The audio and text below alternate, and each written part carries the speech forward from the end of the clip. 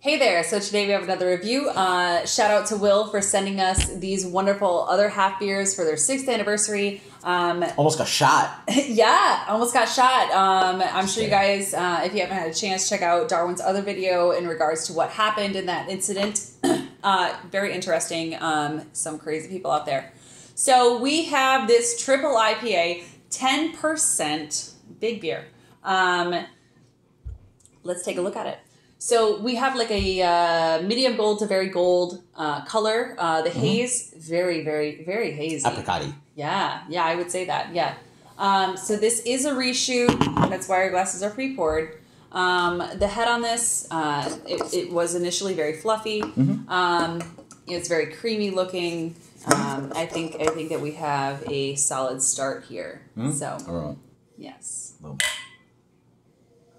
So right off the bat, I think we both agree that there are some really, really great aromas here. There's some pineapple, there's some mango, there's some orange. There's almost like a sour mix type thing, which is typically made with lemon, orange, lime, and a little bit of simple. And what I'm going to say is we do describe a lot of these beers to have those aromas, but they're usually in different intensities. So with this one, we get kind of the fresher. I think we can agree, fresher. Riper. No, I think fresher orange, but the riper pineapple and riper mango. Yeah, absolutely. With that being said, the aroma on this is very inviting. It does not really indicate a lot of booze in this. As a reminder, this is a 10%er. It's a very big beer, a triple IPA. Anything to add? Stole my words. All right, let's dig in.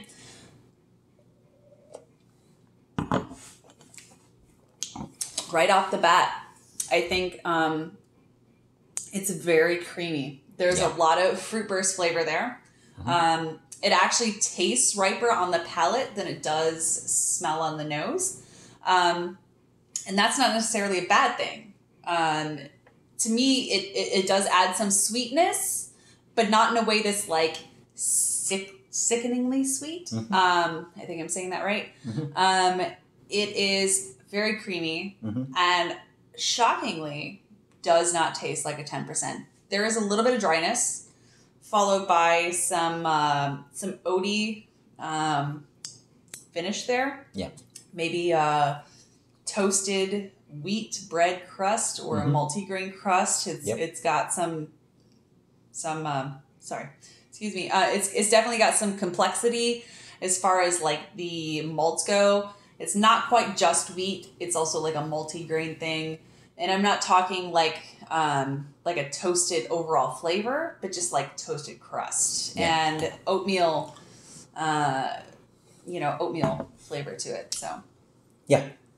So we did already shoot a full review on this. Unfortunately, things haven't worked out. But Katie has sort of stolen the words on the entire video. But let's just face it. On the first video, I still had the same. Yeah, no. You're just repeating, what we already said. Yeah. I'm summing it up a little bit quicker than we had the last All time. of ours, yes. Yeah. I completely agree with everything she says. The aromatics are pretty spot on. They're very ripe, orangey, citrusy, and ripe.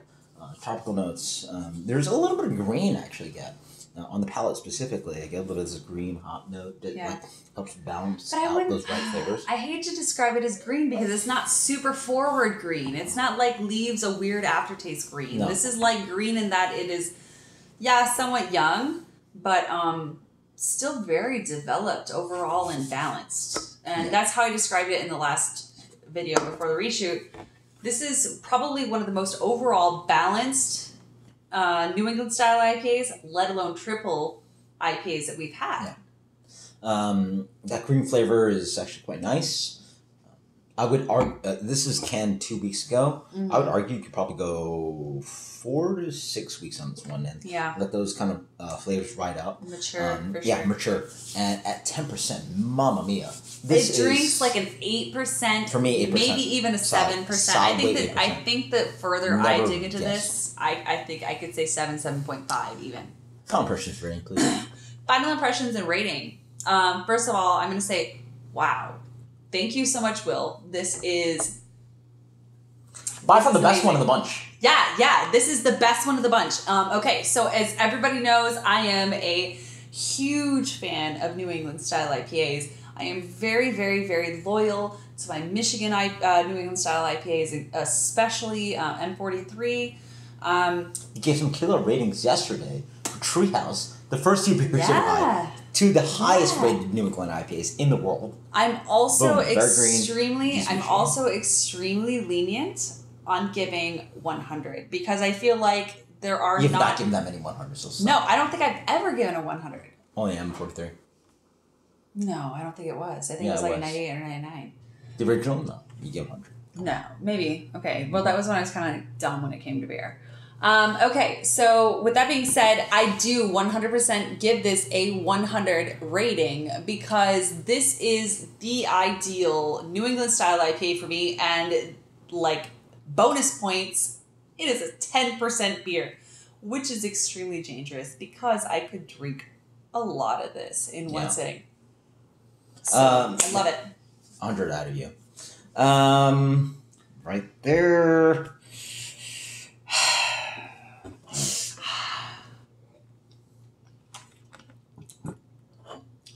Pretty freaking awesome.